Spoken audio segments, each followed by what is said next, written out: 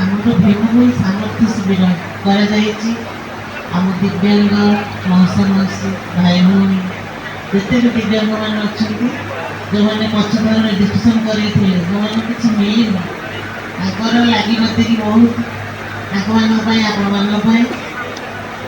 କାହାର ଗାଡ଼ି ହଉ, କାହାର ସାଇକେଲ ହଉ, ଆଣ୍ଠୁର ଯାହାର ପେନ୍ ହେଉଥିବ କି ଆଶାବାଡ଼ି ନାହିଁ, ସମସ୍ତଙ୍କର ଆମେ କରିବା ପାଇଁ ଚେଷ୍ଟା କରୁଛୁ। ଆଜ୍ଞା, ଏଠି ଉପସ୍ଥିତ ଥିବା ବିଡ଼ିଓ ସାର୍, ଆମର ଜିଲ୍ଲା ପଞ୍ଚାୟତ ମହୋଦୟ ଏବଂ ସମସ୍ତେ ବିଡ଼ିଓ ସାର୍, ଆମର ସମସ୍ତେ ଯେତେ ବି ବ୍ଲକ୍ ଷ୍ଟାଫ୍ ଅଛନ୍ତି, ସରପଞ୍ଚମାନେ ଅଛନ୍ତି, କମିଟି ମେମ୍ବରମାନେ ଅଛନ୍ତି, ସମସ୍ତଙ୍କୁ ବହୁତ ଧନ୍ୟବାଦ ଦେବି।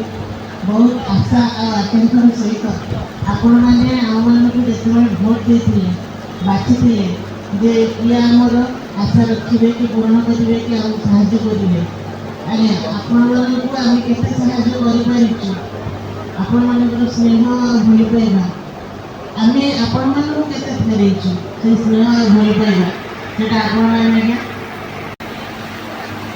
ଦିବ୍ୟାଙ୍ଗ ବା ଭିନ୍ନକ୍ଷମ ଆମର ଭଳିଆ ମଣିଷ ସମାଜରେ ସେମାନେ ଆମ ଭଳିଆ କେମିତି ରହିବେ, ଆମ ସମସ୍ତଙ୍କର କର୍ତ୍ତବ୍ୟ। ସେହି ଦୃଷ୍ଟିରୁ ସରକାର ବିଭିନ୍ନ କାର୍ଯ୍ୟକ୍ରମ କରନ୍ତି। ତା ମଧ୍ୟରୁ ଆମର ଶିବିର ଆଜି ଚାଲିଛି।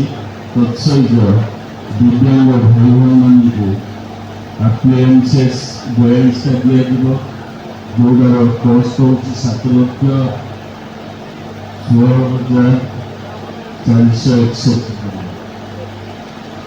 ଆମର ବ୍ଲକ ପ୍ରଶାସନ ସେଥିପାଇଁ ତତ୍ପର ଅଛନ୍ତି, ଆପ୍ଲାଏନ୍ସେସ୍ ଦେବେ ଏବଂ ବେନିଫିସିଆରୀ ଆମର 33 ଜଣ ଆଜି ଲାଭବାନ ହେବେ। ସେମାନେ ଦିବ୍ୟାଙ୍ଗ ନୁହନ୍ତି ବା ଭିନ୍ନକ୍ଷମ ନୁହନ୍ତି, ଆମରି ଭଳିଆ ମଣିଷ। ଆମ ଭିତରେ ଏଇ ସୌହାର୍ଦ୍ଦ୍ୟପୂର୍ଣ୍ଣ ବାତାବରଣ କେମିତି ରହିବ, କାହାରିକୁ ଆକ୍ଷେପ କରାଯିବନି। ସେ ଆମରି ଭଳିଆ ମଣିଷ, ଭଗବାନଙ୍କ ସୃଷ୍ଟିର। ତାଙ୍କ ପାଇଁ ସରକାର ସମାଜରେ ତିଷ୍ଠି ରହିବା ପାଇଁ ଯାହା କିଛି ବ୍ୟବସ୍ଥା କରିଛନ୍ତି ଆମ ବ୍ଲକ ମାଧ୍ୟମରେ ଆପଣମାନେ ପାଇପାରୁଛନ୍ତି ଏବଂ ଆଜି ସମସ୍ତେ ଏକତ୍ରିତ ହୋଇଛନ୍ତି। ମୁଁ ସମସ୍ତଙ୍କୁ ଧନ୍ୟବାଦ ଦେବି। ଏ ଶିବିର ତ ଚାଲୁଛି, ଆହୁରି ବ୍ଲକ ପ୍ରଶାସନ ବ୍ଲକ ଭିତରେ ବି କାର୍ଯ୍ୟକ୍ରମ କରୁଛନ୍ତି ଆଉ ସେଇ ଦ୍ୱାରା। ତେଣୁ ସମସ୍ତେ ସହଯୋଗ କରିବା ଆମର ଏକାନ୍ତ କାମ୍ୟ। ଆଇଏସ୍ଏଲ୍ ତରଫରୁ ଯେଉଁ ଅର୍ଗାନାଇଜ କରାଯାଇଛି ତାଙ୍କ ପଦାଧିକାରୀ ସମସ୍ତଙ୍କୁ ମୁଁ ପ୍ରଣାମ କରୁଛି। ଆଜିକାଲି ଏ ଯେଉଁ ଭିଡ଼ିଓ ସାର୍ ଆପଣମାନଙ୍କୁ ସହିତ କହିଲେ ଯେଉଁ କାର୍ଯ୍ୟକ୍ରମଟି ଅର୍ଗାନାଇଜ କରାଯାଇଛି, ଆପଣମାନେ ଦେଖିଥିଲେ ଆମେ ସାଧାରଣତଃ ଆଗରୁ ଡିଷ୍ଟ୍ରିକ୍ଟ ହେଡ଼କ୍ୱାର୍ଟର ମେଡ଼ିକାଲ ବୋର୍ଡ଼କୁ ଯାଉଛୁ, ସେଥିରେ ଆମେ OYB ସାର୍ଟିଫିକେଟ୍ କରୁଛୁ। ପ୍ରଶାସନ ତରଫରୁ ବର୍ତ୍ତମାନ ପ୍ରତ୍ୟେକ ବ୍ଲକ ସ୍ତରରେ ବି ଏ DBS କ୍ୟାମ୍ପ ଆୟୋଜନ କରାଯାଉଛି।